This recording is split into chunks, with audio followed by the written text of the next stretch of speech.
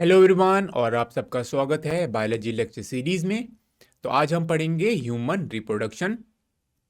तो ये जो टॉपिक है ये कक्षा 12वीं की बायोलॉजी बुक का है।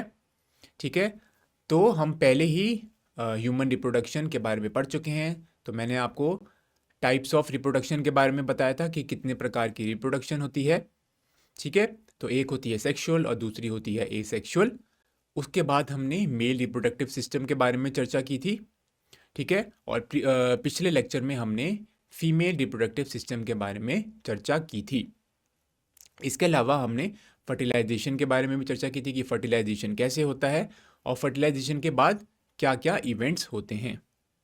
ठीक है, तो इस लेक्चर में हम बात करेंगे ह्यूमन रिप्रोडक्शन से रिलेटेड कुछ टर्म्स के बारे में।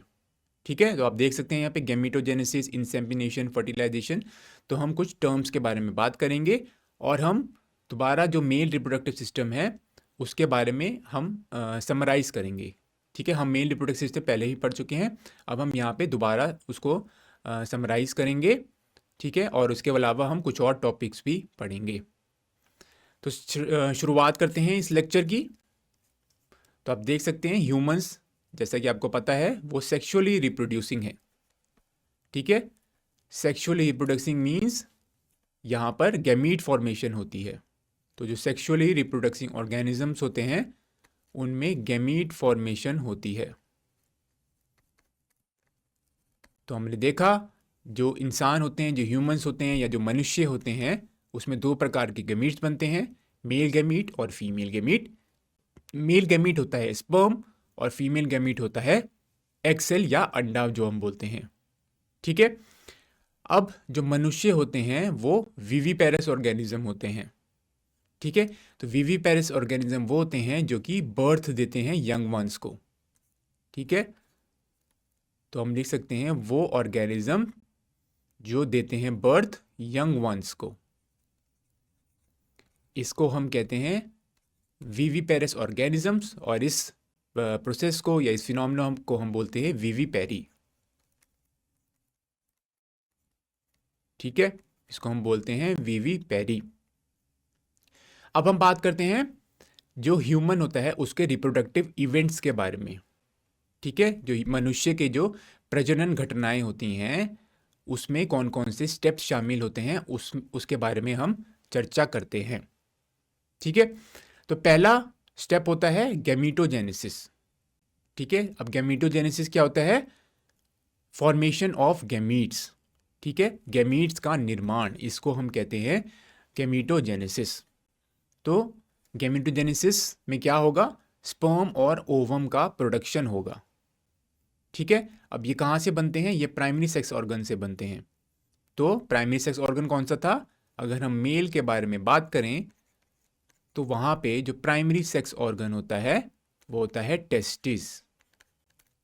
और टेस्टिस में गैमीटोजेनेसिस होती है और गैमीटोजेनेसिस की वजह से स्पर्म प्रोडक्शन होती है। ठीक है, अगर हम बात करें फीमेल्स के बारे में तो वहाँ पे जो प्राइमरी सेक्स ऑर्गन्स होते हैं वो होते हैं ओवरीज।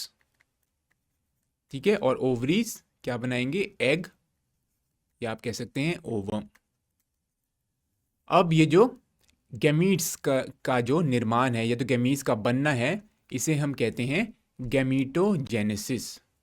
ठीक है, तो इसे हम क्या कहेंगे? गैमीटोजेनेसिस।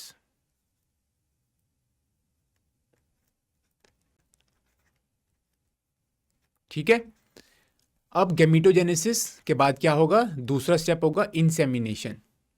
ठीक है, इंसेमिनेशन का मतलब या इंसेमिनेशन के प्रक्रिया के दौरान क्या होता है? यहाँ पे जो स्पर्म्स हैं उसका ट्रांसफर होता है फीमेल जेनाइटल ट्रैक्ट में। ठीक है, इसे हम कहते हैं इंसेमिनेशन। तो अब गैमीट्स बन गए, अब इस गैमीट्स को, जो स्पर्म है, ठीक है, अब स्पर्म को फीमेल जेनाइटल ट्रैक्ट में हमें ट्रांसफर करना होगा। ठीक है, अब इनका ट्रांसफर क्यों ज़रूरी है? क्योंकि फर्टिलाइजेशन फिर वहाँ होगी। क्योंकि जो अगर हम मनुष्य के बारे में बात करें तो यहाँ पे इंटरनल फर्टिलाइजेशन होती है। ठीक है, जो फर्टिलाइजेशन होती है वो इंटरनल होती है। तो स्पर्म जो होता है वो मोटाइल होता है। ठीक है, अब स्पर्म को हमें ट्रांसफ़र करना पड़ेगा जो फीमेल है उसकी बॉडी के अंदर, महिला की बॉडी के अंदर, या हम कह सकते हैं महिला के जेनाइटल ट्रैक्ट में हमें उसे ट्रांसफ़र करना होगा। अब इसका ट्रांसफ़र कैसे होता है? सीमन की मदद से, ठीक है। और यहाँ पे जो ऑर्गन इन्वॉल्व होता है उसको हम कहते हैं पेनिस। तो पेनिस जो होता है वो एक कॉपुलेटरी ऑर्गन है, वो एक सेकेंडरी सेक्स ऑर्गन है, और जो सीमन प्रोड्यूस होता है उस सीमन में होते हैं स्पर्म्स, ठीक है। तो अगर हम सीमन की बात करें तो सीमन में क्या क्या मौजूद होते हैं? पहला तो स्पर्म्स मौजूद होंगे, ठीक है, और स्पर्म्स होते हैं मोटाइल। अब जो एग सेल होता है या जो अंडा होता है वो नॉन मोटाइल होता है। इसकी वजह से स्पर्म्स को हमें ट्रांसफ़र करना पड़ता है फीमेल जेनेटिक ट्रैक्ट में जहाँ की एग मौजूद होगा, और तब जाके फर्टिलाइजेशन होगी, ठीक है। तो नेक्स्ट स्टेप होता है फर्टिलाइजेशन। तो सीमन्स के बारे में बात करें, सीमन्स में स्पर्म होते हैं, और स्पर्म के अलावा स्पर्म को न्यूट्रिशन देने के लिए यहाँ पे फ्रुक्टोस मौजूद होता है। तो फ्रुक्टोस एक शुगर है। इसके अलावा यहाँ पे प्रोटीन्स भी मौजूद होते हैं सीमन में, और प्रोस्टाग्लैंडिन्स भी मौजूद होते हैं, ठीक है।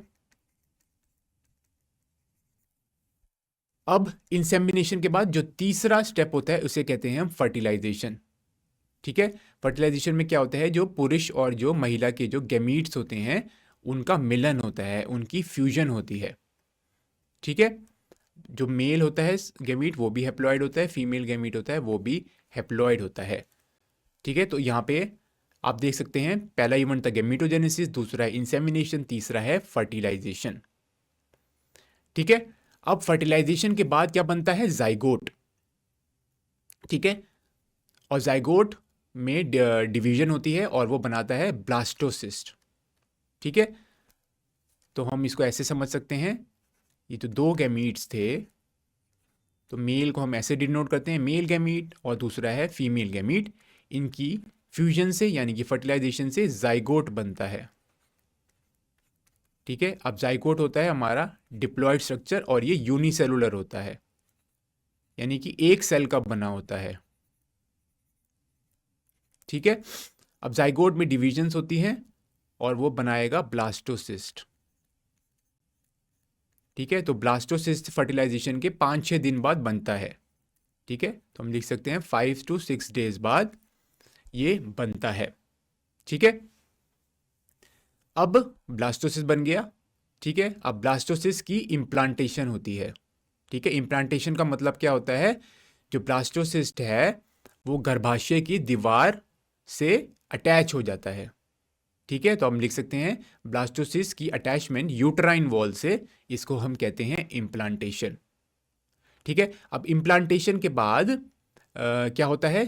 जेस्टेशन, ठीक है। अब जेस्टेशन में क्या होता है? एम्ब्रियोनिक डेवलपमेंट होती है। ये जो ब्लास्टोसिस्ट है उसके बाद और डिवाइड करता है, डिफ्रेंशिएट करता है, और वो एम्ब्रियो बना देता है। तो ब्लास्टोसिस्ट होता है वो अर्ली स्टेज ऑफ एम्ब्रियो भी हम कह सकते हैं, ठीक है। इसको हम कह सकते हैं अर्ली स्टेज ऑफ एम्ब्रियो, ठीक है। तो अब ब्लास्टोसिस के बाद इम्प्लांटेशन होगी, और इम्प्लांटेशन के बाद जेस्टेशन पीरियड होगा जहाँ पे एम्ब्रियो की डेवलपमेंट होती है, ठीक है। और ये होता है 9 महीने का, 9 मंथ्स, ठीक है। अब जेस्टेशन के बाद होता है पार्चुरेशन। पार्चुरेशन होता है बच्चे की डिलीवरी, इसको हम कहते हैं पार्चुरेशन, ठीक है।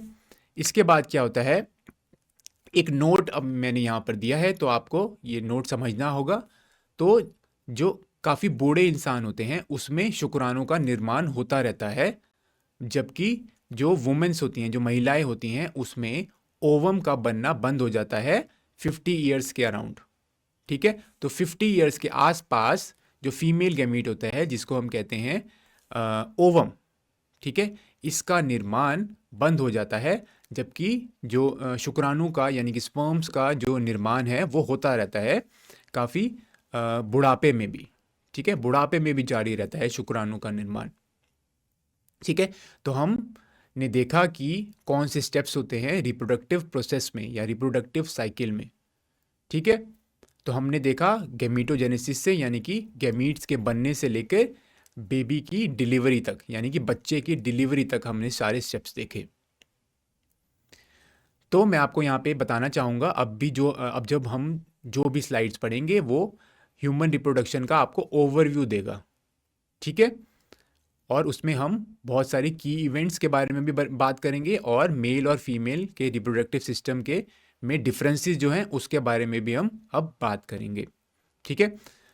तो आइए अब हम बात करते हैं मेल रिप्रोडक्टिव सिस्टम के बारे में। तो इसके बारे में हम पहले लेक्चर में चर्चा कर चुके हैं। आइए दोबारा हम उसको समराइज कर लें अब। तो जो मेल रिप्रोडक्टिव सिस्टम होता है वो कहाँ लोकेटेड होता है? वो पेल्विस में लोकेटेड होता है, ठीक है। अब मेल रिप्रोडक्टिव सिस्टम के क्या क्या पार्ट्स होते हैं? तो पहला होता है टेस्टिस, जो कि प्राइमरी सेक्स ऑर्गन होता है, ठीक है। हमने ये पढ़ा था कि ये प्राइमरी सेक्स ऑर्गन होता है, और प्राइमरी सेक्स ऑर्गन का क्या फंक्शन होता है? ये गैमीट्स बनाता है और ये सेक्स हार्मोन्स भी रिलीज करता है, ठीक है। इसके अलावा मेल रिप्रोडक्टिव सिस्टम में एक्सटर्नल जेनिटेलिया भी होता है और एसेसरी डक्ट्स भी मौजूद होते हैं, ठीक है। और सेकेंडरी सेक्स ग्लैंड्स या ऑर्गन्स भी मौजूद होते हैं, ठीक है। जो एसेसरी डक्ट्स हैं वो हमारा डक्ट सिस्टम बनाते हैं,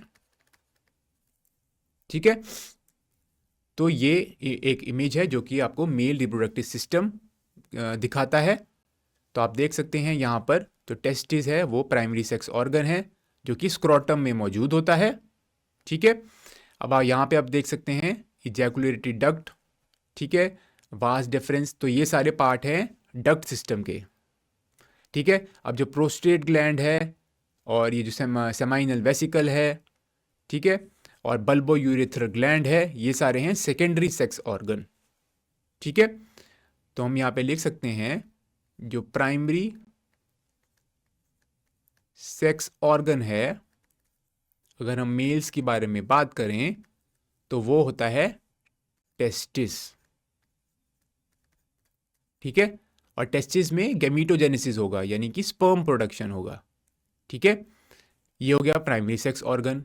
आइए अब हम बात करते हैं सेकेंडरी सेक्स ऑर्गन के बारे में, जिसको हम एसेसरी सेक्स ऑर्गन भी कहते हैं, यानी कि सहायक सेक्स ऑर्गन।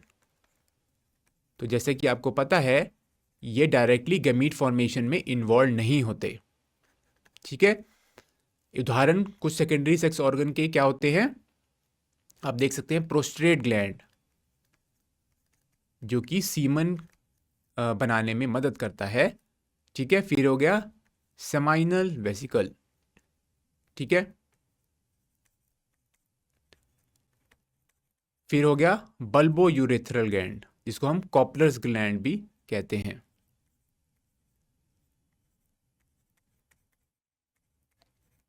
ठीक है। अब इसके अलावा क्या होता है? यूरेथ्रा भी, यूरेथ्रा भी सेकेंडरी सेक्स ऑर्गन है। इसके बारे में हम अभी चर्चा करेंगे इन सब के बारे में। और इसके अलावा होता है डक्ट सिस्टम। तो डक्ट सिस्टम में आते हैं इजैकुलेटरी डक्ट आता है, एपिडाइडिमिस आता है, ठीक है, वास डेफरेंस आता है, ठीक है। वास डेफरेंस आप देख सकते हैं। तो इसमें क्या क्या आते हैं? वास डेफरेंस, इसमें आता है एपिडाइडिमिस, ठीक है। इसके अलावा होता है इजैकुलेटरी डक्ट,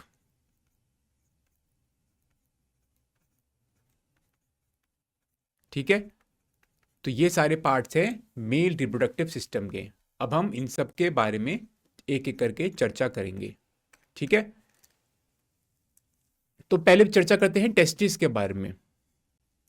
तो ये स्क्रोटम में मौजूद होता है, ठीक है। तो टेस्टिस का एक पेयर होता है जो कि स्क्रोटम में मौजूद होता है या स्क्रोटम में स्थित होता है।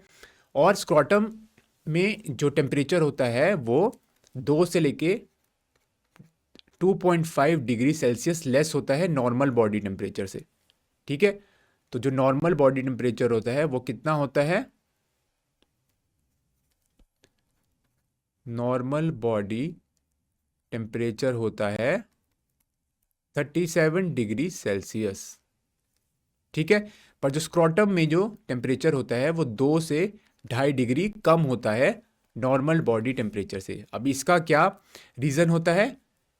तो इस टेम्परेचर पे जो स्पर्मेटोजेनेसिस होती है वो प्रमोट होती है। ठीक है, सो दिस टेम्परेचर हम लिख सकते हैं, या इस टेम्परेचर पे स्पर्मेटोजेनेसिस प्रमोट होती है। तो स्पर्मेटोजेनेसिस का मतलब क्या होता है? स्पर्म का बनना। ठीक है, इसे हम कहते हैं स्पर्मेटोजेनेसिस। तो इसी टेम्परेचर पर, या जो कि 37 डिग्री सेल्सियस से 2 या 2.5 डिग्री कम होता है, इस टेम्परेचर पे स्पर्म प्रोडक्शन होता है। और इस प्रोसेस को हम कहते हैं, या इस प्रक्रिया को कहते हैं हम स्पर्मेटोजेनेसिस। अब जो टेस्टिस होते हैं वो ओवल शेप्ड के होते हैं, वो 4 से 5 सेंटीमीटर उनकी लेंथ होती है, और उनकी जो चौड़ाई होती है वो 2 से 3 सेंटीमीटर होती है। तो चौड़ाई हो गई 2 से 3 सेंटीमीटर और लंबाई होती है 4 से 5 सेंटीमीटर। अब जो टेस्टिस होता है वो एक फाइब्रस कैप्सूल से कवर्ड होता है, जिसे हम कहते हैं ट्यूनिका एल्बुजिनिया। ठीक है, और हर एक टेस्टिस में 250 टेस्टिकुलर लोब्स मौजूद होते हैं। तो ये टेस्टिकुलर लोब्स क्या होते हैं? ये होते हैं कंपार्टमेंट्स। ठीक है, तो 250 कंपार्टमेंट, जिसको हम टेस्टिकुलर लोब्यूल्स बोलते हैं, वो मौजूद होते हैं टेस्टिस के अंदर। तो आप ये इमेज देख सकते हैं, ये इमेज है मेल रिप्रोडक्टिव सिस्टम की, जो कि आपको टेस्टिस दिखा रहा है यहाँ पे। ठीक है, टेस्टिस का आप इनर व्यू देख सकते हैं। ठीक है, तो यहाँ पे आप देख सकते हैं टेस्टिस में टेस्टिकुलर लोब्यूल्स मौजूद हैं, जो कि 250 के अराउंड होते हैं। ठीक है, और आप देख सकते हैं टेस्टिस हमारा प्राइमरी सेक्स ऑर्गन होता है मेल्स में। ठीक है, यहाँ पे आप देख सकते हैं सेमाइनल वेसिकल मौजूद है, प्रोस्टेट ग्लैंड यहाँ मौजूद है, बल्बो यूरेथ्रल ग्लैंड यहाँ पे मौजूद है। तो ये तीनों क्या होते हैं? ये तीनों हैं सेकेंडरी सेक्स ऑर्गन। ठीक है, ये होते हैं सेकेंडरी सेक्स ऑर्गन्स। ठीक है, अब एपिडाइडमिस, वास डिफरेंस, ये सारे हो गए क्या? वासा एफरेंशिया, ये सारे हैं डक्ट सिस्टम। ठीक है, यहाँ पे आप देख सकते हैं यूरेटर, जो कि किडनी से आ रहे होते हैं। ठीक है, हम ये रेटी टेस्टिस के बारे में भी बात करेंगे, जो कि डक्ट सिस्टम का पार्ट होता है। तो आइए अब बात करते हैं लोब्यूल के स्ट्रक्चर के बारे में। तो सेमनीफेरस जो ट्यूब्यूल्स होते हैं, ठीक है, वो इन लोब्यूल्स में मौजूद होते हैं। अब सेमनीफेरस ट्यूब्यूल्स होते हैं वो कॉइल्ड स्ट्रक्चर होते हैं, जो कि मौजूद होते हैं हर एक लोब में। ठीक है, तो जो प्रत्येक लोब होता है उसमें 1 से लेके 3 सेमनीफेरस ट्यूब्यूल मौजूद होते हैं, जो कि काफ़ी कॉइल्ड होते हैं। ठीक है, अब ये जो सेमनीफेरस ट्यूब्यूल होते हैं ये कवर्ड होते हैं मेल जर्म सेल से, जिसको हम स्पर्मेटोगोनिया भी बोलते हैं, और यहाँ पर सर्टोली सेल्स भी मौजूद होते हैं। ठीक है, तो मेल जर्म सेल्स, ठीक है, ये इन्वॉल्व होते हैं स्पर्म प्रोडक्शन में। ये मेल जर्म सेल्स होते हैं ये स्पर्म प्रोडक्शन में मदद करते हैं। तो इन सेल्स में मियोसिस होती है, और मियोसिस के द्वारा अंत में स्पर्म बनते हैं, या हम बोलते हैं स्पर्मेटोजोआ बनते हैं। ठीक है, और इसके अलावा सर्टोली सेल्स भी इसमें मौजूद होते हैं। ठीक है, तो यहाँ पे आप इमेज देख सकते हैं सेमनीफेरस ट्यूब्यूल की। ठीक है, तो ये है सेमनीफेरस ट्यूब्यूल।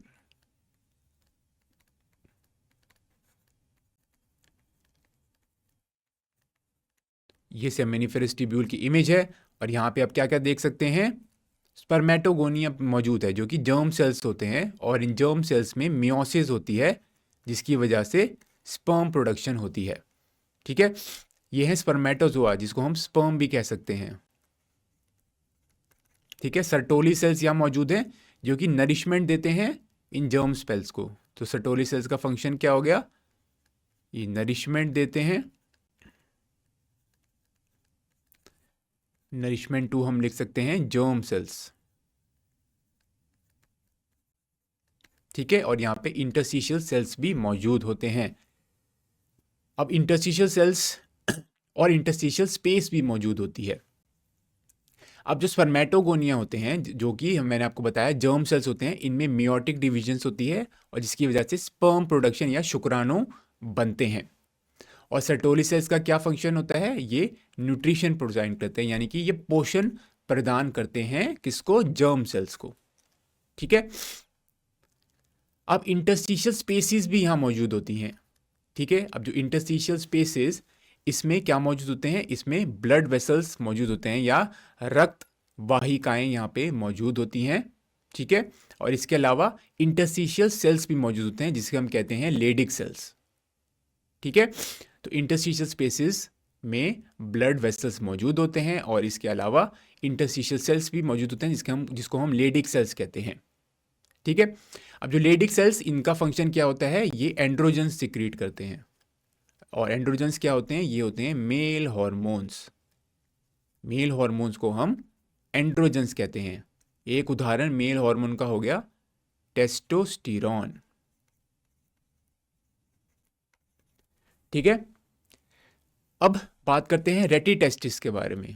तो रेटिटेस्टिस होता है, ये एक नेटवर्क ऑफ ट्यूब्यूल्स होता है जो कि सेमनीफेरस ट्यूब्यूल को वासा एफरेंशिया से कनेक्ट करता है, ठीक है। तो ये होता है रेटिटेस्टिस, ठीक है।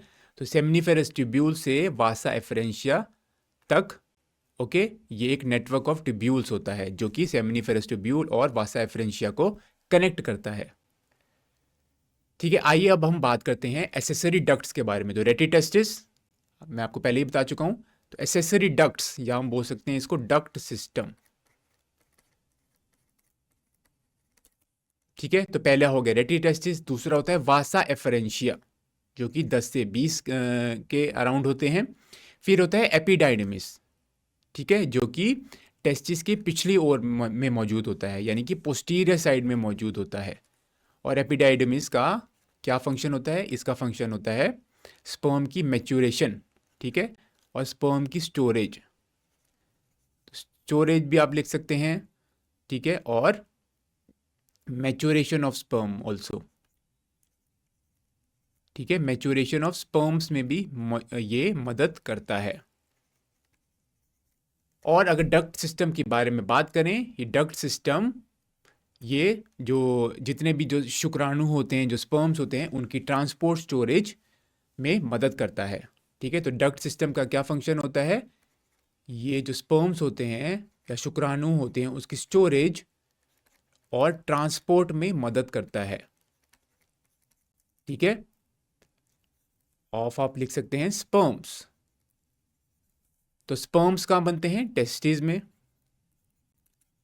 ठीक है। टेस्टिस में बने स्पर्म्स, और इन स्पर्म्स का ट्रांसपोर्ट, ठीक है, मनुष्य या आप कह सकते हैं मेल ऑर्गेनिजम्स की बॉडी के बाहर। तो हम लिख सकते हैं एक्सटीरियर, एक्सटीरियर मीन बाहर, एक्सटीरियर ऑफ द बॉडी, ठीक है। तो टेस्टिस में प्रोड्यूस हुए स्पर्म्स और इन स्पर्म्स का ट्रांसपोर्ट बॉडी के बाहर, ये करते हैं डक्ट सिस्टम, ठीक है। इनका बॉडी से बाहर जाना बहुत ज़रूरी है, तभी तो ये फर्टिलाइज कर पाएंगे एग सेल को, क्योंकि जो स्पर्म्स होते हैं जो कि सीमन्स में मौजूद होते हैं, इनका ट्रांसफ़र बहुत ज़रूरी होता है फीमेल या महिला के जेनेटिकल ट्रैक्ट में जहाँ पर एग सेल मौजूद होता है। अब एपिडाइडमिस का फंक्शन हम देख चुके हैं, ये स्पर्म के स्टोरेज और मैच्योरेशन में मदद करता है। तो ये फंक्शन है एपिडाइडमिस का, ठीक है। अब हम बात करते हैं वास डेफरेंस के बारे में। तो ये जो होते हैं, ये जो रिसीव करते हैं डक्ट सेमाइनल वेसिकल से, ठीक है, एंड जो लूप्स होते हैं यूरिनरी ब्लैडर में, उससे ये रिसीव करते हैं डक्ट्स। तो आप देख सकते हैं vas deferens receive duct from the seminal vesicles and loops over urinary bladder ending in the ejaculatory duct, ठीक है। तो इसका मतलब क्या हुआ, ये जो सेमाइनल वेसिकल के जो डक्ट्स होते हैं, ठीक है, सेमाइनल वेसिकल्स के जो डक्ट्स होते हैं, ठीक है, और जो लूप्स होते हैं जो मौजूद होते हैं यूरिनरी ब्लैडर के ऊपर, ठीक है। तो हम लिख सकते हैं जो लूप्स होते हैं यूरिनरी ब्लैडर के, ठीक है, इनको ये रिसीव करता है वास डेफरेंस, ठीक है, और ये एंड करता है इजैकुलेटरी डक्ट में, ठीक है, तो ये होता है vast difference. It receive duct from both seminal vesicles and loops which are present over the urinary bladder, और ये एंड होता है इजैकुलेटरी डक्ट में। ठीक है, ये हम कह सकते हैं ये इजैकुलेटरी डक्ट में समाप्त होता है। वास्ट डिफरेंस जो है इजैकुलेटरी डक्ट में समाप्त होता है, और ये रिसीव करता है कौन से डक्ट्स, सेमाइनल वेसिकल और यूरिनरी ब्लैडर के जो लूप्स होते हैं उन दोनों को ये रिसीव करता है। अब हम बात करते हैं मेल के एसेसरी ग्लैंड्स के बारे में, या जो मेल्स होते हैं उसके सहायक ग्लैंड्स के बारे में। पहला है सेमाइनल वेसिकल्स। ठीक है, तो ये सारे क्या हैं, एसेसरी ग्लैंड्स, या इसको हम बोल सकते हैं सेकेंडरी सेक्स ऑर्गन्स। ठीक है, तो पहले हमने प्राइमरी सेक्स ऑर्गन के बारे में बात की जो कि टेस्टिस था, फिर हमने डक्ट सिस्टम के बारे में बात की, अब हम बात कर रहे हैं सेकेंडरी सेक्स ऑर्गन के बारे में। तो पहला है सेमाइनल वेसिकल्स। तो सेमाइनल वेसिकल्स की जो सिक्रीशन होती है वो फ्रुक्टोज और प्रोटीन्स में बहुत ज़्यादा रिच होती है। ठीक है, तो फ्रुक्टोज और प्रोटीन्स जो होते हैं वो उसमें समृद्ध मात्रा में मौजूद होते हैं। अब हम बात करते हैं प्रोस्टेट ग्लैंड के बारे में। ठीक है, तो पहला है सेमाइनल वेसिकल, दूसरा है प्रोस्टेट ग्लैंड। अब प्रोस्टेट ग्लैंड की सिक्रीशन जो होती है वो काफ़ी मिल्की और एल्कलाइन होती है। ठीक है, तो इसकी जो सिक्रीशंस होती है वो क्या करती है, जो यूरेथ्रा का जो पीएच होता है वो एसिडिक होता है, तो उसको ये न्यूट्रलाइज कर देता है, क्योंकि जो प्रोस्टेट ग्लैंड की सिक्रीशन है वो एल्कलाइन है। ठीक है, तो ये जो एल्कलाइन जो पीएच है प्रोस्टेट ग्लैंड के सिक्रीशन का, वो जो एसिडिक पीएच होता है यूरेथ्रा का, ठीक है, उसको ये न्यूट्रलाइज कर देता है, और इसकी सिक्रीशन जो होती है वो सिट्रिक एसिड में काफ़ी रिच होती है, और इसके अलावा इसमें एंजाइम्स भी मौजूद होते हैं, और एसिड फॉस्फेटेज एंजाइम भी यहाँ पर मौजूद होता है। ठीक है, अब यहाँ पे ये भी लिख सकते हैं, ये जो एल्कलाइन इसका जो नेचर होता है वो न्यूट्रलाइज कर देता है। हम यहाँ कह सकते हैं it neutralises the acidic pH of the urethra, जो कि मेल और फीमेल दोनों में मौजूद होता है। अब होता है बल्बो यूरेथ्रल ग्लैंड। ठीक है, जिसको हम कॉपलर्स ग्लैंड भी कहते हैं। ठीक है, इसको हम कॉपलर्स ग्लैंड भी कहते हैं। इसकी जो सिक्रीशन होती है वो काफ़ी थिक होती है, क्योंकि इसमें म्यूकस मौजूद होता है, और ये जो पेनिस है उसकी लुब्रिकेशन में में मदद करता है। ठीक है, तो पेनिस में क्या मौजूद होता है, यूरेथ्रा। ठीक है, तो यूरेथ्रा की लुब्रिकेशन में ये मदद करता है।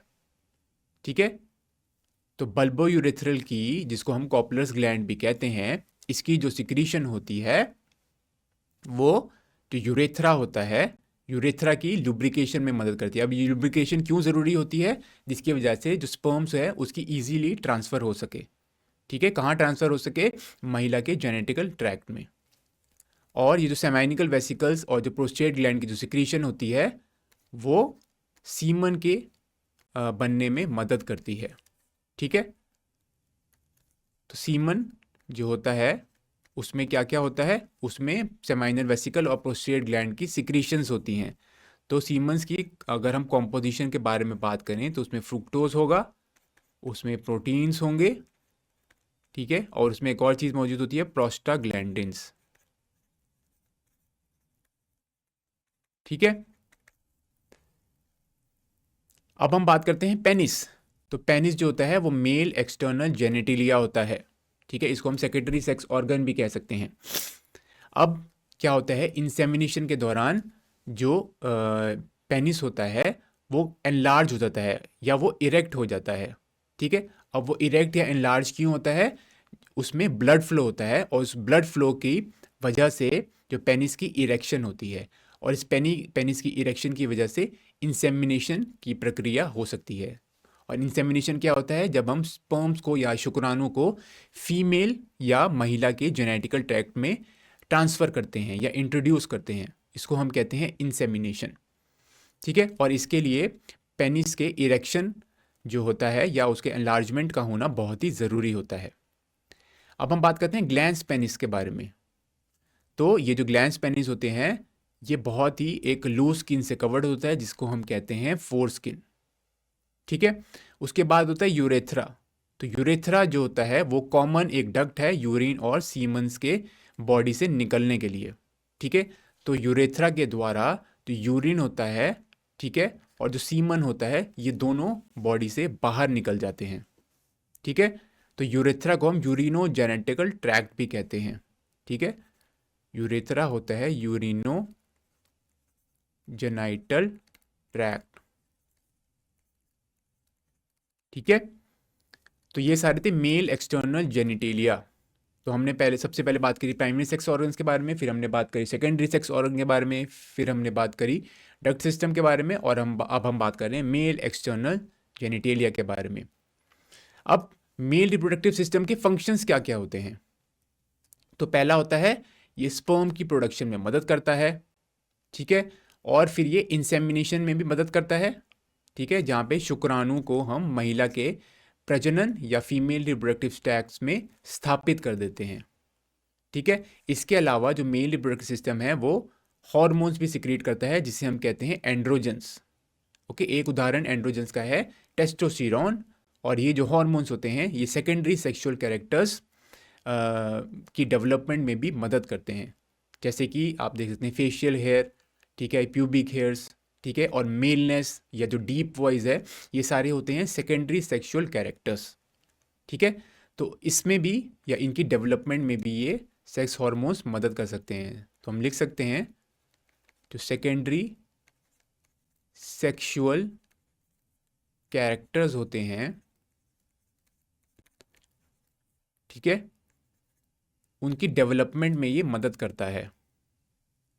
सेकेंडरी सेक्सुअल कैरेक्टर्स कौन से हो सकते हैं? प्यूबिक हेयर्स, फिर होते हैं फेशियल हेयर्स, ठीक है। इसके अलावा डीप वॉइस, या हम बोल सकते हैं लो पिच,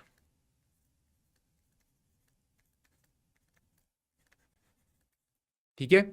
और जो इतने भी कैरेक्टर्स होते हैं जो मेलनेस में इन्वॉल्व होते हैं उसकी डेवलपमेंट में ये हॉर्मोन्स भी मदद करते हैं, ठीक है।